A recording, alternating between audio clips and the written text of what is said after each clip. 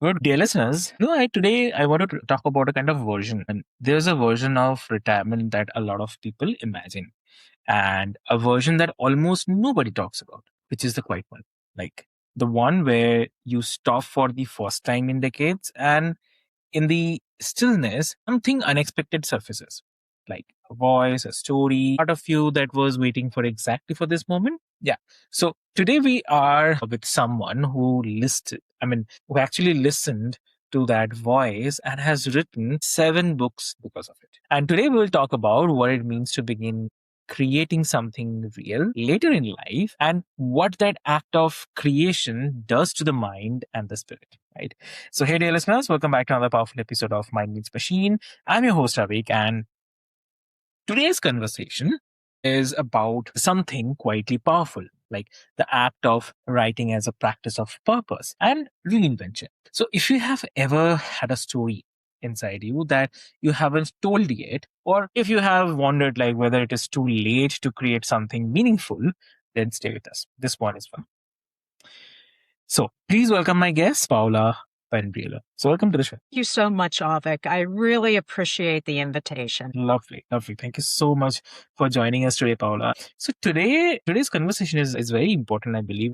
Here, definitely, I want to start with something.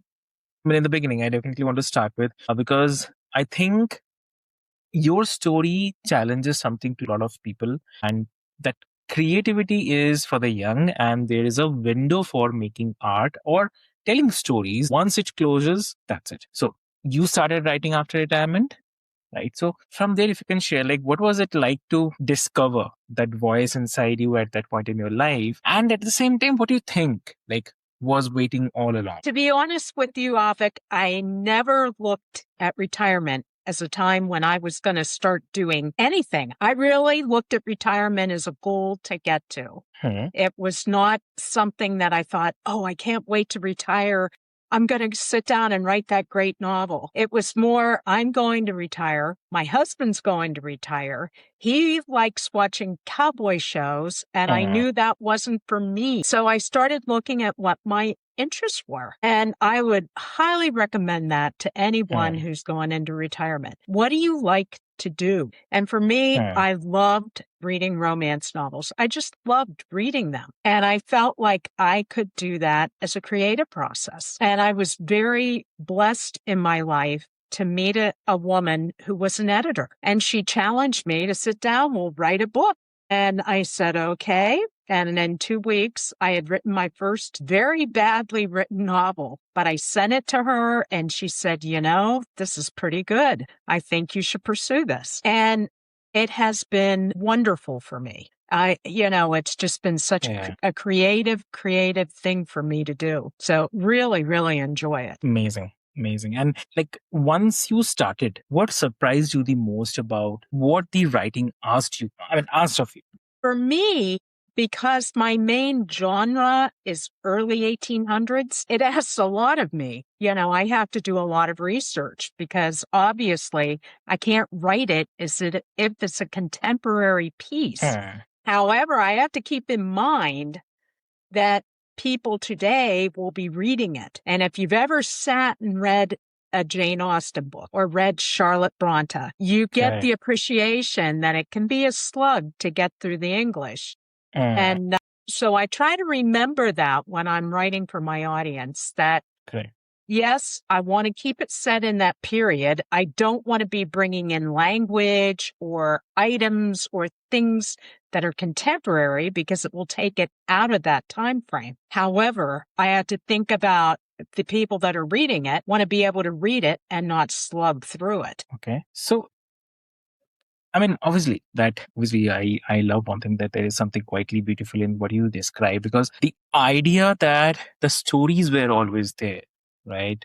Waiting for a season of life, and there was finally enough space and permission to let them out. So I think a lot of people listening have something inside them, and they have been telling themselves that they will get to somebody or someday, right? And definitely you are the proof that someday can be right now as well.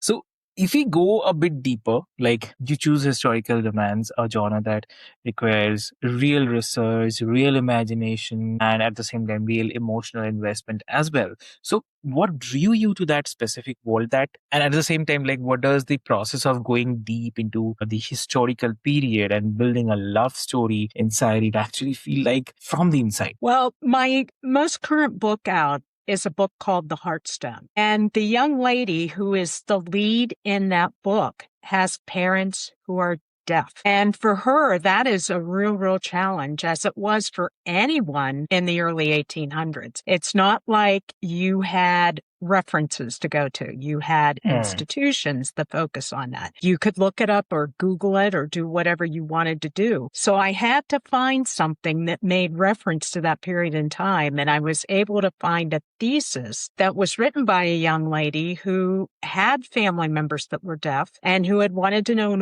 more about the history of deafness. And I had to layer that into a love story. And the easiest way to do that was the fact that at that time, people kept these kind of things, these kind of disabilities hidden because there was that worry or that concern that it would get passed on to other family members. And so, that creates all the tension that's in that story because she wants to take care of her parents, but her uncle, who's advising her when she's looking for a spouse, is telling her, you can't tell anybody you have this going on at home. And even for people today, the disability in a family member is not an easy thing. I mean, you have to deal with that and you have to find ways of coping with it. It's just a little more acceptable than it was in that time frame. Very true. Very true. Yeah. So, and like as you mentioned, is there a particular book or a character that felt especially personal to you? I'm sorry, did you say positive? Personal. Personal. They all are personal. Okay. I know it sounds a little bit trite, but they become your children. You just love these characters. You love creating stories for them. Yeah. I know there are people who they will sit and outline a whole story before they write it. But for me, that's a difficult thing to do. I always have a little bit of a story arc of where I know I want to take my characters, but I get to know them as I'm writing them and they become personal to me. And I'll think to myself, I wanted them to do this or that, but that person wouldn't do that. Yeah. So yes, they all become more personal. Now I do have a book that's going to be coming out in the fall. That's a little different genre from that Regency genre, which is early 1800s England. And it's going to be in the 1940s in my little hometown in Pennsylvania. And that was very personal to me because I could relate to that. And interestingly, I have an aunt who is 100 years old who was able to give me background on my hometown during that time. So I was able to interject a lot of those things into the book. So that became very personal for me. Especially when I was doing the research to find all these things in my little hometown that I paid no attention to, knew nothing about, and I was able to, have my eyes open to them for the first time. Exactly. So, and if you talk about the everyday part of it, like, because writing 7 book is an extraordinary achievement that comes from an enormous number of ordinary days. So someone who is listening, who wants to write or create anything, but keeps finding a reason not to start it, what does that actual daily practice of writing look like for you? Well, for me, I usually do most of my writing and creativity in the morning. And as anyone who's older can tell you, that is when you are the freshest and you're able to come up with the most ideas. The later in the day it gets, I can't do it anymore. And when I'm writing a book, I try to write an entire chapter when I sit down to do that. And I also add in my editing later in the day because I'm always working on a book. I'm either writing one or I'm editing or I'm writing and editing at the same time. And I have to tell you, I've had a lot of older people say to me, I would love to write a book. Well, the best advice I can give them is do it. And if you're looking at writing things like a personal memoir for family, which I've had a lot of older people ask me about, how do I do that? There are templates for that out there where you can order a blank book, basically, but they will ask you questions and it allows you to fill in those things about family history. But for me, as I say, I mean, it's really, I try not to do it all the time because I am retired, but I love it so much. And when I start a book, I can't wait to get back to the characters and type the next chapter. Exactly true.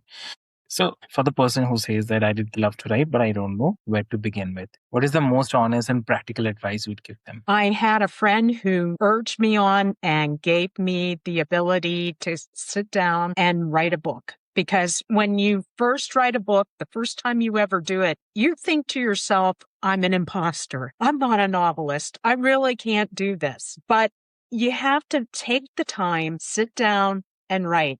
And for me, I sat and I read a few books and how to write a book, basically.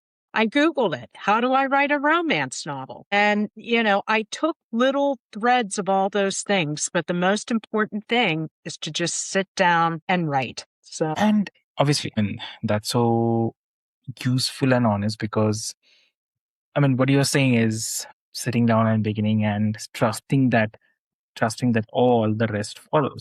I, I think a lot of people who want to write needed to hear this exactly that. So I believe it will definitely help you do this. And also, I think there is something in your story that goes beyond writing, something about, what it means to start something creative and meaningful later in life after a career, after decades of being defined by other roles. So, what has writing given you in terms of your own sense of self and purpose that you didn't expect it? I never thought I could be a novelist.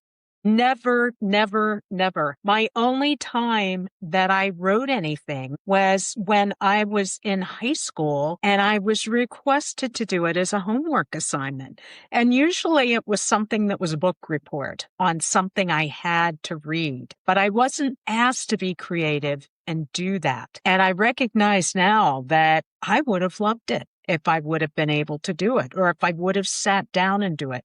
If I would have kept a journal, if I would have done these things, I really, really would have enjoyed it. And, there is no time like the present. I mean, there's a book called Defining the Decade by Dr. Meg Jay. And she argues that people that are in their 20s, that is the defining decade of your life because it determines your future path. But I kind of disagree with that.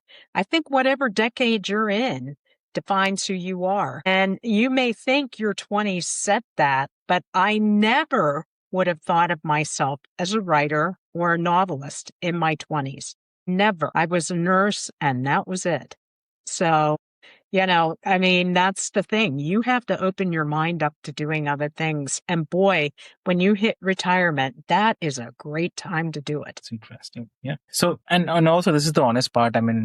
I believe of any creative life, the hard days, the book that fights back, the chapter that won't come together, the moment you wonder like whether anyone will ever read it or not, or whether it was worth the effort or not. Across 7 books, you have had those days as well, maybe. So how do you, just for the listeners who want to start, for their guidance, like how do you stay with the work when the writing gets hard?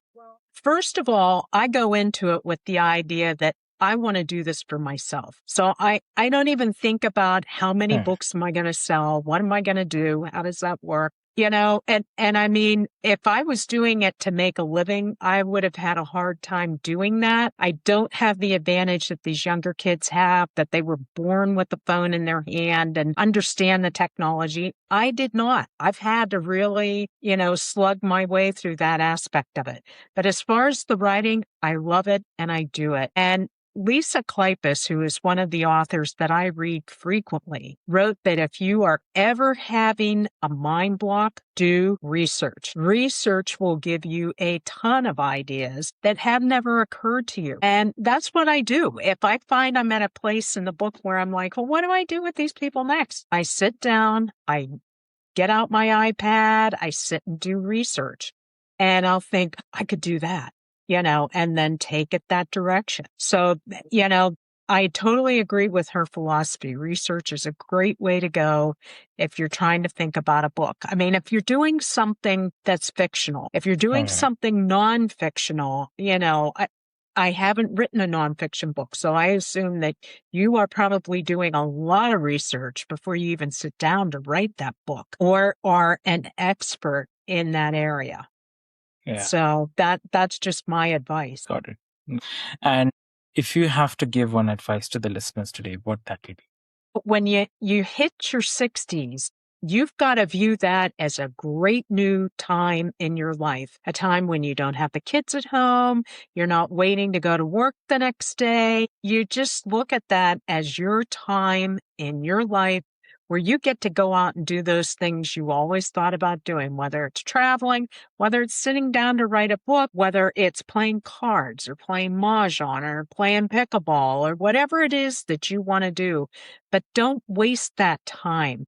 Enjoy it. Enjoy being with friends. Do those things. It's great. That's really interesting because there's and sometimes we lose those small moments as well. That is much important in our life. So that's very important.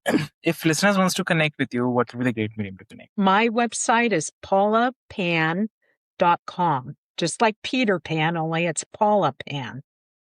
Okay, that's interesting, definitely. So it's quite easy, but still, what I'll make sure that your life gets easier. I'll put all the links, details, everything in the show notes for you, easy reference. And thank you, Paula. 7 books after retirement is not just an kind of achievement; it's an invitation to everyone listening right now, or maybe they're listening later also, to stop waiting for that permission to begin. And I'm really, really grateful that you came to share this today. So thank you so much for that. And anyone who's listening, like if there is something that you have been waiting to create or maybe want to start, here's what I definitely leave with you, that don't wait for that perfect moment, the perfect season, perfect version, perfect thought, or perfect everything perfect about yourself. Just begin with the first word, the first stroke, the first small step, and trust that the rest will follow. Right. So it always does. Happens with me also. Definitely for you as well. So with this hope, dear listeners, this is your host Avik, and this is my Myths Machine. I'll see you in the next one. Thank you so much.